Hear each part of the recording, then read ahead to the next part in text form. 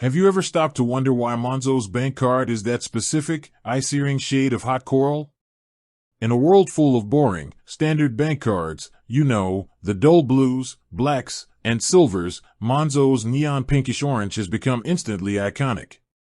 It's a statement, a badge of honor, and arguably one of the most successful branding accidents in modern finance.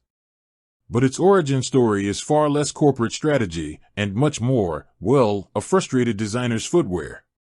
Let's rewind to the early days of Monzo, then known as Mondo, around 2015. The team was hustling to get their product, a prepaid debit card for beta testing, ready for the world. They were a challenger bank, aiming to disrupt a stuffy industry, and they needed something that screamed different. The deadline for submitting the card design to the printers was looming, and the in-house designer, Hugo Cornejo, was under serious pressure.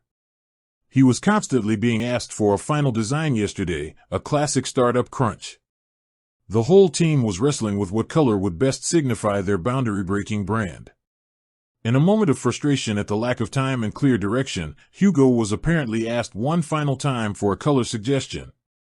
He looked down, perhaps exasperated, and made an off-the-cuff, slightly sarcastic suggestion. "Fine, why don't we just make it the same color as my shoes?" His shoes? A striking pair of hot coral Nike trainers. It was an impulsive, almost accidental choice, but the team immediately saw the potential. The vibrant, neon coral color was so far removed from traditional banking aesthetics that it perfectly captured Monzo's ethos, approachable, energetic, and a complete break from the norm. Crucially, the color was only ever intended for those initial beta cards. It was a prototype color, similar to how car manufacturers use bold colors for concept models to draw attention. The plan was to eventually switch to a more conservative color for the official launch. But here's where the customers took over. People loved the hot coral cards.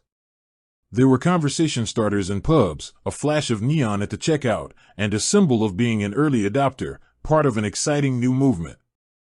The cards literally advertised themselves every time they were used. The positive feedback was overwhelming.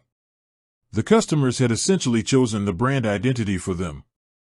Monzo listened, and what started as a quick fix, inspired by a designer's trainers, became the signature look for one of Britain's most successful digital banks. The temporary beta card became the permanent, world-famous hot coral card. It's a perfect example of authenticity in branding. The card's iconic color isn't the result of an expensive, lengthy market study, but a human moment of creative frustration that resonated with millions. With that said, thanks for watching, and until next time.